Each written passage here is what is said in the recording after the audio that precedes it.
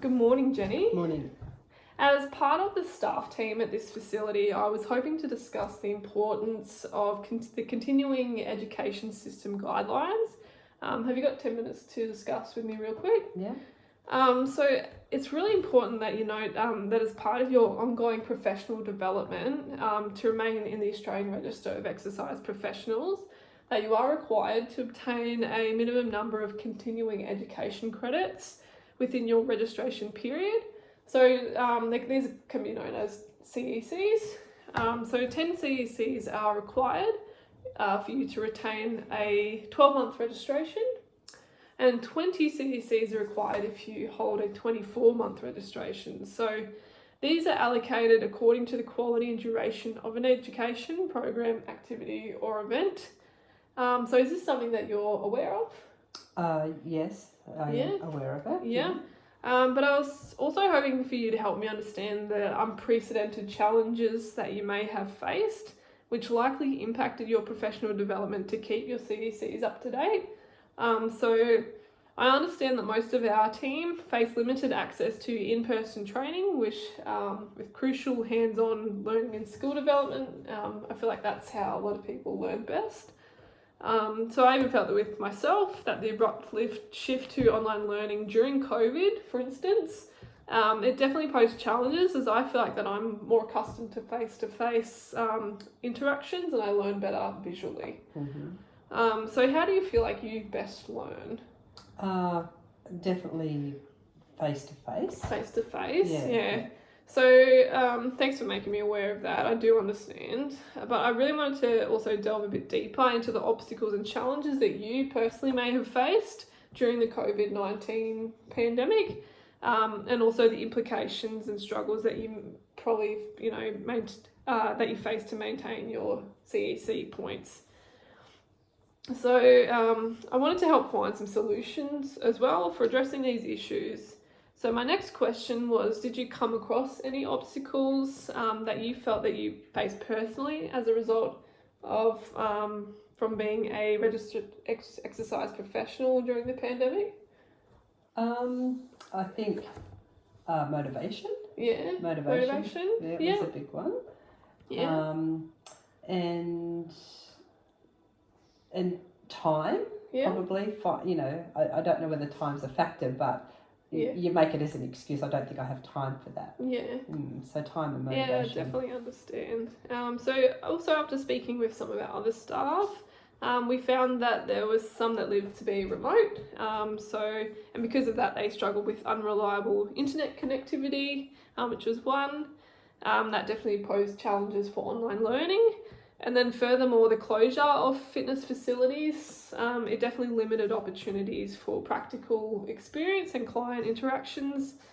And while financial constraints and increased stress levels added to the difficulties our staff faced in this period as well, I feel it's best to develop an understanding of these barriers to develop effective solutions for our staff to be able to, so you can all maintain your registration. So we need to consider each staff member's unique circumstances and preferences for learning. So that's why I'm finding out how you best learn and how the rest of our team learns as well. So my next question was, are you aware that you also need to refresh your first aid and CPR because it is currently out of date? I am aware of that. Yeah. Yes. I wasn't aware it was out of date.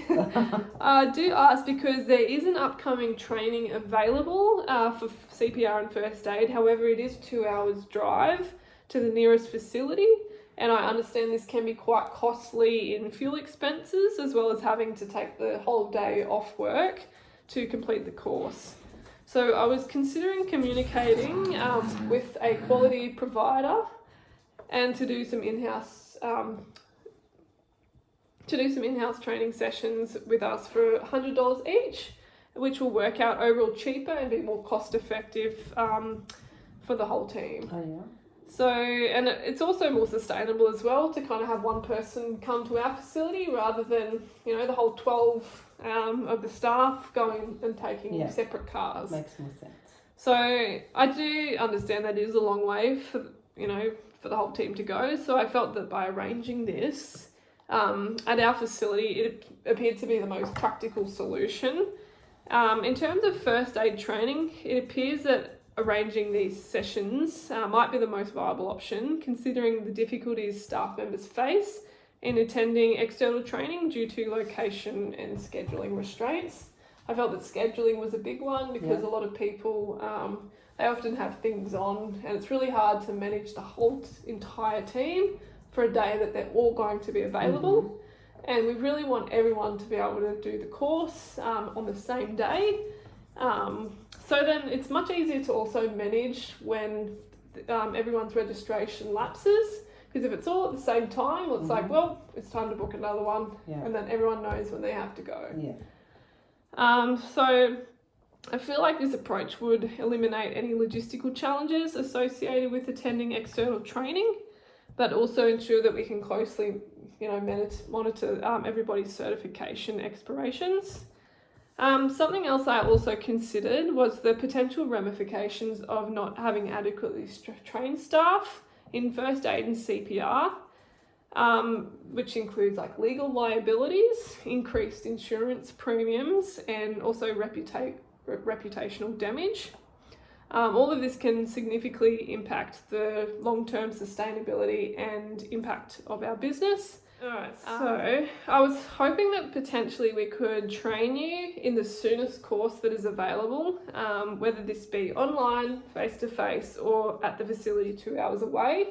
And then maybe the rest of our team can do the in-house training. But I really want you to be able to do the nearest one, because I'm really worried about that interim period of not having any staff on that are trained or weren't up to date. So that is a worry for our legal liabilities in particular. So the soonest one available that we can book you in, we're going to have you in. Is that something that you would be okay with? Yeah? And then I also had the idea of exploring partnerships with reputable providers to ensure that our staff receive high quality and industry recognised training, and that by collaborating with these providers, we can access a broader range of training opportunities and resources that align with our staff's learning needs and preferences. So I feel that with more flexible training options, such as online courses and blended learning programs, that we can cater to a more diverse type of learning styles for our team and provide them with greater flexibility in managing their professional development. So furthermore, I feel that this is the most effective thing to do, and that these mechanisms will enable us to allocate dedicated time for attending CEC courses and first aid sessions, without compromising your work-life balance as well. So thanks for your insight today. That's definitely very helpful in coming up with the solution. So did you have any further questions? No, I don't think so. Do you know how soon that next course would be? Next week. Oh, next week. Yeah. Okay. Yeah, because I don't think we can get someone in until another few weeks away. Yeah. So, okay. Yeah. Yeah, no, that's all good. Yeah, okay, cool.